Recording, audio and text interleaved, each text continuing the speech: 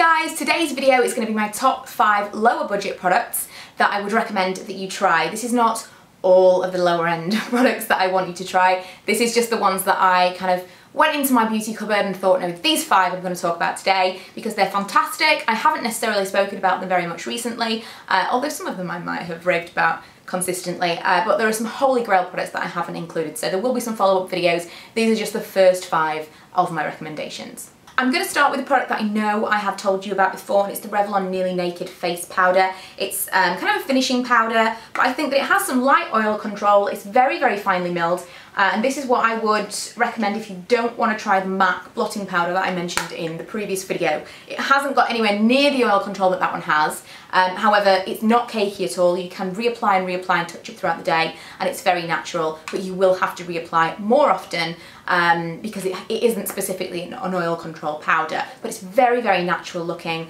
And if you're looking for something that's not powdery, maybe you're not particularly oily, you just feel like you want to knock out a little bit of shine after you've done your makeup in the morning, this is great.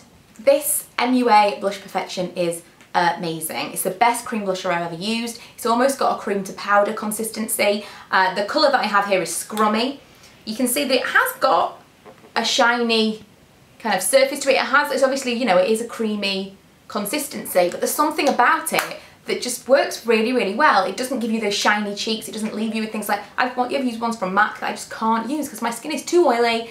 If you've got very dry skin, maybe you're trying to create that glow. I already have the natural glow, I don't need that. What I like using this for is as a base for other blush, so it makes it adhere and stick on a little bit longer. Whereas I've just got it on today on its own, and I just think it's a nice kind of sheer pop of colour. You can definitely get some serious colour out of this. I mean, it's got a lot of pigment. It's almost kind of, you could almost use it on your lips. But that being said, I mean, you can see it. It's very kind of pow in your face, but you can definitely sheer it out. It doesn't need to be as dark as that, but you can make it darker if you want to, and it's just for £2 you cannot go wrong. I would definitely recommend that if you are going to try any cream blusher from the drugstore or even high-end. It's the best one I've tried.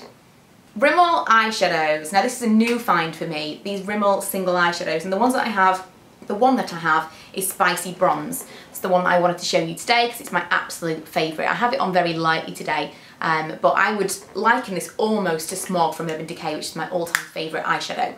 But there's just such fantastic quality. I see if I can swatch it for you, see if it will show up. There you go. Just amazing quality for what you would expect. It's so rich and metallic. You wouldn't think that of, you know, a single eyeshadow, or any eyeshadow from the drugstore for that matter. Now they are quite expensive. I think they're around £6 or £7 for one eyeshadow, correct me if I'm wrong. So it is quite expensive, but you know, it's half the price of what it would be from Urban Decay or MAC, and so put it in perspective, it's very, very nice quality. It's almost comparable, almost. Not as good as Urban Decay, but almost. And you can definitely get them on different websites. Like I bought mine, I think, from Fragrance Direct, and I think it cost me £1 or £2.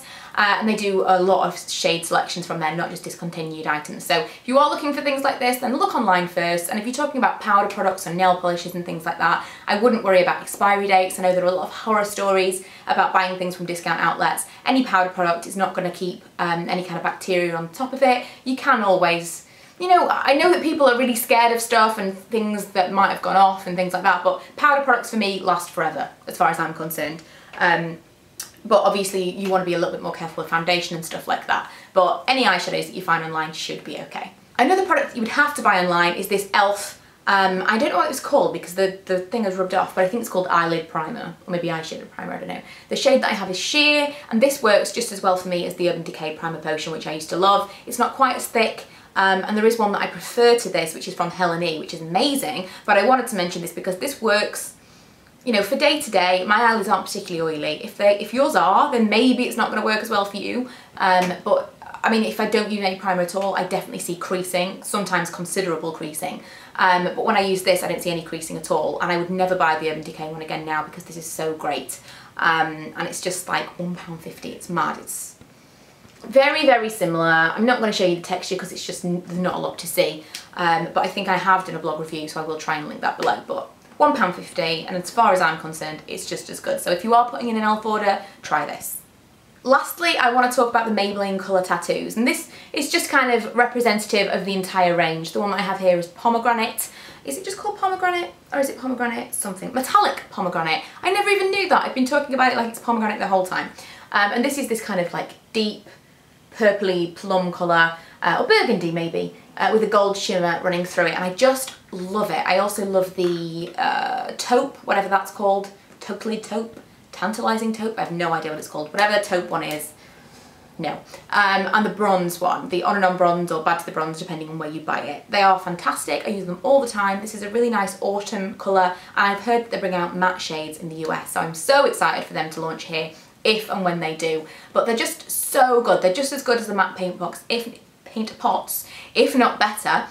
They don't crease on me at all, and I cannot recommend that you try them enough. There's so many different shades, something for everyone, and I can't imagine that you wouldn't love these. So definitely a big recommendation. Like I say, I will follow up with a different video with kind of top 5 high end, top 5 low end. So hope you enjoyed this. Let me know what you think of the format, and I will see you guys in my next video. Bye!